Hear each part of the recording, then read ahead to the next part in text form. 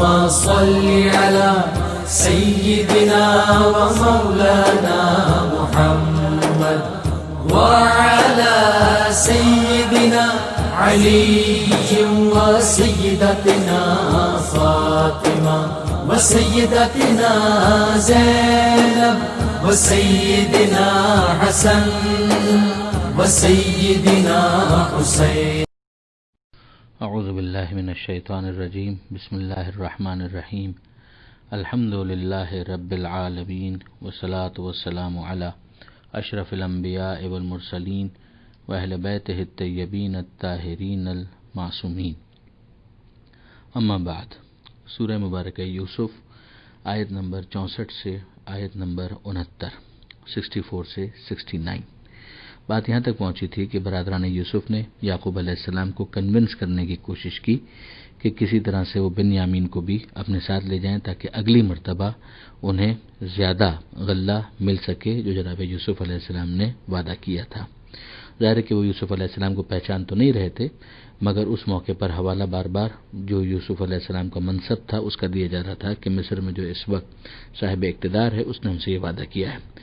اب جناب یعقوب علیہ السلام نے ان سے یہ کہا، قال هل آمنکم علیہ الا کما امنتکم علی اخیہ من قبل. کیا تم پر اس کے بارے میں اطمینان کروں ویسے ہی جیسے اطمینان کیا تھا تم پر اس کے بھائی کے بارے میں، یعنی جس طرح سے یوسف علیہ السلام کے بارے میں اطمینان کیا تھا تمہارے اوپر، تو کیا بنیامین کے کیس میں بھی یہی میں کروں جبکہ تم نے پہلے ہی اپنے آپ کو خائن ثابت کر دیا ہے. فاللہ خیر حافظہ، تو یقیناً اللہ سب سے بہتر حفاظت کرنے والا ہے. یہ غالباً حضرت یعقوب علیہ السلام نے ان کے اس جملے پر تبصرہ کیا تھا جو انہوں نے کہا تھا کہ وَإِنَّا لَهُ لَحَافِظُونَ، کہ ہم اس کی حفاظت کرنے والے ہیں. تو حضرت یعقوب علیہ السلام نے گویا متوجہ کیا کہ ایسی باتیں تو تم نے یوسف علیہ السلام کے کیس میں بھی کی تھیں، مگر اللہ ہے جو بہترین حفاظت کرنے والا ہے. وَهُوَ أَرْحَمُ الرَّاحِمِينَ، اور وہی سب سے زیادہ رحم کرنے والا ہے. وَلَمَّا فَتَحُوا مَتَاعَهُمْ، اور جب انہوں نے اپنا سامان کھولا، وَجَدُوا بِضَاعَتَهُمْ، تو اپنی پونجی کو پایا، یعنی انہوں نے فوراً ریکگنائز کر لیا، کہہ رہے یہ تو وہی سامان ہے کہ جو ہم نے دیا تھا اور اسی کے عوض تو ہم نے غلہ لیا تھا، تو یہ تو ہمیں پلٹا دیا گیا. ردت الیہم، کہ یہ جو ان کو واپس کر دی گئی ہے. قالو، تو انہوں نے کہا یا ابانا، اے بابا جان، ما نبغی، ہمیں اور کیا چاہیے، ہذہ بضاعتنا ردت الینا، یہ ہماری پونجی، یہ جو ہم نے سامان دیا تھا یہ بھی ہمیں لوٹا دیا گیا. وَنَمِيرُ أَهْلَنَا، ہم غلہ لائیں گے اپنے گھر والوں کے لیے. وَنَحْفَظُ أَخَانَا، اور اپنے بھائی کی حفاظت بھی کریں گے. وَنَزْدَادُ كَيْلَ بَعِيرٍ، بلکہ ہم اس میں مزید اضافہ ایک اونٹ بھر جو غلہ ہو سکتا ہے اس کا اضافہ بھی کروا لیں گے. یعنی وہ اسی وعدے کو ریفر کر رہے تھے جو جناب یوسف علیہ السلام نے کیا تھا. ذالک کیل یسیر، یہ تو بہت تھوڑا غلہ ہے جو ہمیں ناپ کر ملا ہے، یعنی بھائی ہمارے ساتھ ہوگا تو ہمیں اور زیادہ غلہ دیا جائے گا. قال، حضرت یعقوب علیہ السلام نے کہا لن ارسلہ معکم. اب ظاہر ہے کہ یہ تقریباً یہ پورا پیریڈ وہ گزرا ہے کہ جس کے اندر جو غلہ ان کے پاس موجود تھا وہ اچھا خاصا کنزیوم ہو چکا ہے، اور اب واپس وہ محسوس کر رہے ہیں کہ اب ہم نہیں نکلے اور ڈیلے ہو جائے گا معاملہ، تو ہمارے بچوں کو، فیملی کو ایک مرتبہ پھر قحط کی وجہ سے پریشان ہونا پڑے گا. تو اس موقع پر یہ کنکلوڈ ہو رہا ہے اب جناب یعقوب علیہ السلام کا فیصلہ. تو حضرت یعقوب علیہ السلام نے کہا لن ارسلہ معکم، میں ہرگز نہیں بھیجوں گا اسے تمہارے ساتھ، حتی تؤتون موثقا من اللہ، جب تک تم مجھ سے اللہ کی قسم کھا کر یہ عہد و پیمان نہ کرو. لَتَأْتُنَّنِي بِهِ، کہ تم اسے اپنے ساتھ ضرور لے آؤ گے، یعنی بنیامین کی پوری حفاظت کرو گے اور اسے سلامت میرے پاس واپس لے آؤ گے.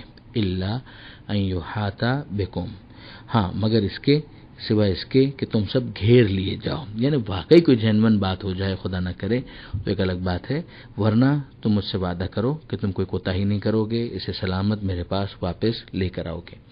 فَلَمَّا آتَوْهُ مَوْثِقَهُمْ، تو جب انہوں نے عہد و پیمان کر لیا، قسم کھا لی، قال، تو حضرت یعقوب علیہ السلام نے کہا اللہ علی ما نقول وکیل، اللہ گواہ ہے اس پر کہ جو ہم لوگ بول رہے ہیں، گفتگو کر رہے ہیں، عہد و پیمان کر رہے ہیں، اس پر اللہ گواہ ہے۔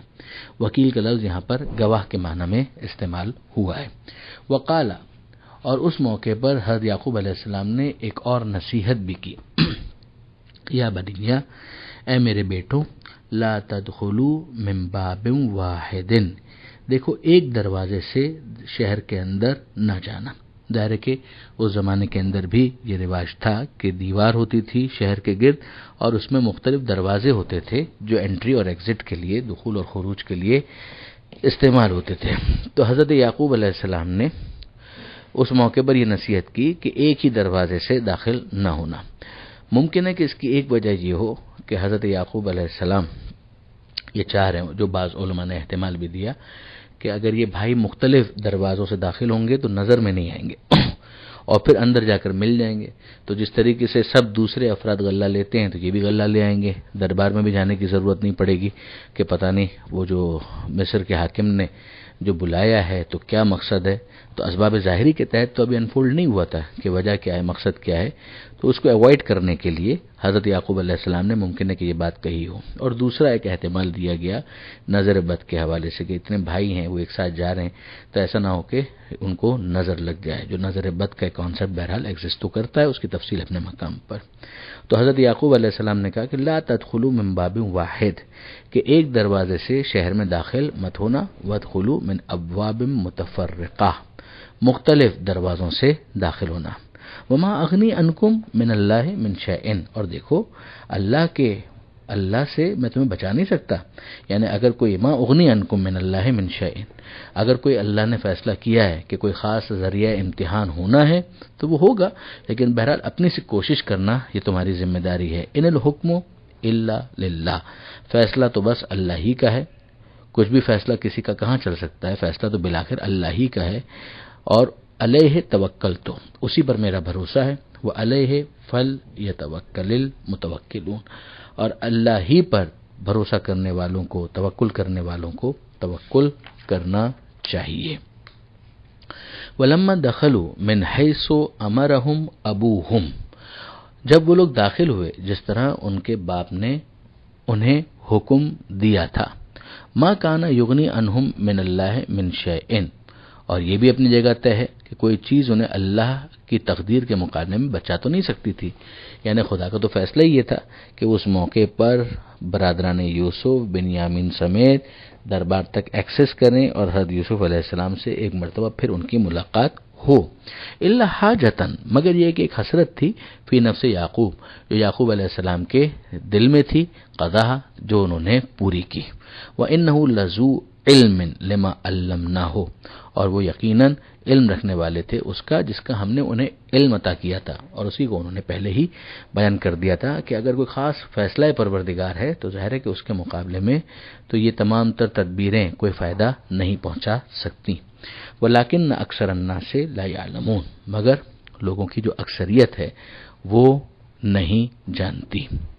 ولما دخلوا علی یوسف، اب جب یہ سب کے سب یوسف علیہ السلام کے پاس داخل ہوئے تو سارے بھائی ایک ساتھ داخل ہوئے، اور پھر کسی بہانے سے حضرت یوسف علیہ السلام نے اپنے اس بھائی کو جو ایک ہی ماں سے تھا یعنی بنیامین، اس کو اپنے پاس الگ سے رکھا۔ آوا الیہ اخاہ، اور اس پرائیویسی کے اندر انہوں نے یہ کہا، قال انی انا اخوکا، کہ میں ہی تمہارا بھائی ہوں، یعنی اپنا تعارف کروایا کہ میں ہی یوسف ہوں۔ فلا تبتئس بما کانوا یعملون، تو پریشان نہ ہونا ان کاموں سے جو یہ لوگ کیا کرتے تھے۔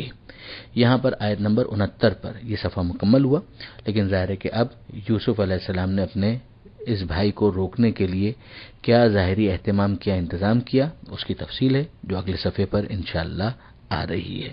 پروردگار عالم سے دعا ہے قرآن پڑھنے، سمجھنے اور عمل کرنے کی توفیق عطا فرما، اور وارث قرآن امام مہدی صاحب الزمان اجل اللہ تعالی فرجہ الشریف کے ظہور میں تعجیل فرما۔